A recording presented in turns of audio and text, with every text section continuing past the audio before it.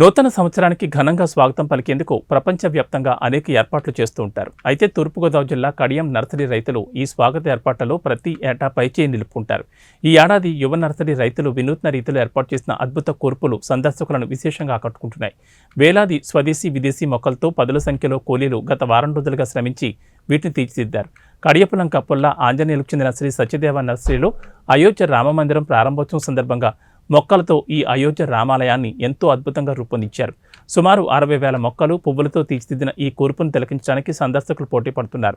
అదేవిధంగా పల్ల వెంకన్న నర్సరీలో ఏర్పాటు చేసిన 2024 సంవత్సరం స్వాగత ఏర్పాట్లు కూడా సందర్శకులను విశేషంగా ఆకట్టుకుంటున్నాయి. అనేక రకాల మొక్కలతో నూతన సంవత్సరానికి శుభాకాంక్షలు తెలపడమే కాకుండా అయోధ్య రామమందిరం ప్రాధాన్యతను చాటి చెప్పే విధంగా ఈ కూర్పును ఆ నర్సరీ యువ రైతులు పల్ల వెంకటేష్ వినయల ఆధ్వర్యంలో ఏర్పాటు చేశారు. అలాగే పొల్ల చంటియకు చెందిన శ్రీ సత్యదేవ నర్సరీలో కూడా వేలాది మొక్కలతో రూపొందించిన ఈ నూతన సంవత్సర స్వాగత కూర్పు సందర్శకులను రారమ్మని ఆహ్వానిస్తున్నాయి. అలాగే జాతీయ రహదారి పక్కనున్న పొల్లాచిన సత్యనారాయణ నర్సరీలో కూడా నూతన సంవత్సరం సందర్భంగా ఏర్పాటు చేసిన కూర్పులు అద్భుతంగా ఉన్నాయి. మొత్తానికి ఈ 2024 సంవత్సరానికి స్వాగతం పలకడంలో కడియం నర్సరీ రైతులు తమ మార్కును ప్రదర్శించారని చెప్పడంలో ఎలాంటి సందేహం లేదు.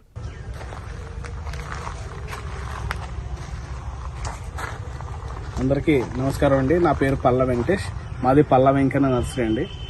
ప్రతి ఒకేషన్కి నూతనంగా మనకి ఏర్పాటు చేసిన ఈ కూర్పులో ఈ నూతన సంవత్సరానికి ఆహ్వానం పలుకుతూ ఇలాగా మొక్కలతో ఒక్క పువ్వు కూడా వాడకుండా ఈ కూర్పుని ఏర్పాటు చేసామండి.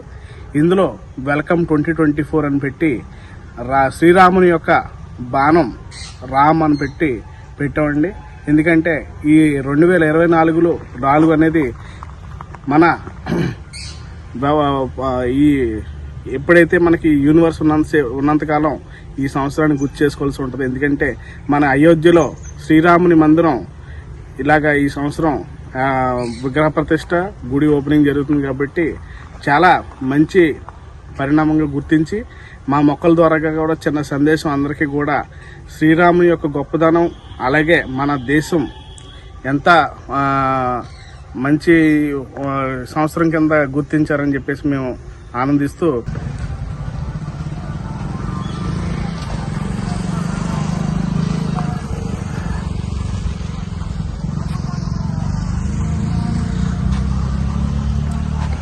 మా శ్రీ సత్యదేవ నర్సరీ, నా పేరు పుల్లా సత్యనారాయణ. అలాగే ముందుగా ప్రేక్షకులందరికీ కూడా నూతన సంవత్సర శుభాకాంక్షలు.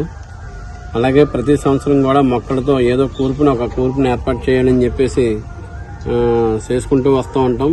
ఈ సంవత్సరం కూడా నూతనంగా ఏదో ఒకటి ఏర్పాటు చేయాలని చెప్పేసి నూతన సంవత్సర శుభాకాంక్షలు తెలియజేయాలి ప్రేక్షకులందరికీ కూడా అని చెప్పేసి ఈ కార్యక్రమాన్ని ఏర్పాటు చేయడం జరిగింది. ఈ కార్యక్రమానికి ఇందులో శ్రీ హ్యాపీ న్యూ ఇయర్ పలుకుతూ stay positive, think positive, stay positive అనే దృఢ సంకల్పంతో ఈ కార్యక్రమం చేయడం. అంటే ఏదైనా కార్యక్రమాన్ని ముందుగా ప్రేక్షకులు మహాశయులందరికీ నూతన సంవత్సర శుభాకాంక్షలు.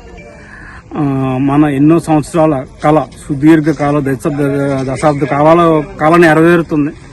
మన జనవరి 24వ తారీఖున మన ప్రధానమంత్రి మోడీ గారిచే అంగరంగ వైభవంగా మన అయోధ్య రామ నిర్మాణం పూర్తయి మనం ఓపెనింగ్ చేసుకోబోతున్నాం సార్ అంతం కూడా. దాని నిమిత్తం మన సత్యదేవ నర్సరీ అడిపులంక పుల్ల ఆంజనేయులు గారు వారి కుమార్ సార్ ఈ అయోధ్య రామ మందిర కూర్పుని మనం ఏర్పాటు చేయడం జరిగిందండి. దీంట్లో సుమారు మనకి ఒక 50,000 నుంచి 60,000 దాకా మొక్కలు వాడాం సార్. ఒక 15 రకాల దురంత, ఇఫోర్బియా, శృంగేరి, ఇఫోర్బియా మిల్లీ, ఇఫోర్బియా సిటిఫోరా, ఇటువంటి కొన్ని ప్రత్యేకమైన మొక్కలు కూడా యూజ్ చేయడం జరిగిందండి. దీని ద్వారా ఏంటంటే సమాజానికి మనం చాటి చెప్పేది ఏంటంటే మనం ఏ కార్యక్రమాన్ని మొదలెట్టేటప్పుడు ప్లాస్టిక్ వస్తువులు, ప్లాస్టిక్ పూలు వాడడం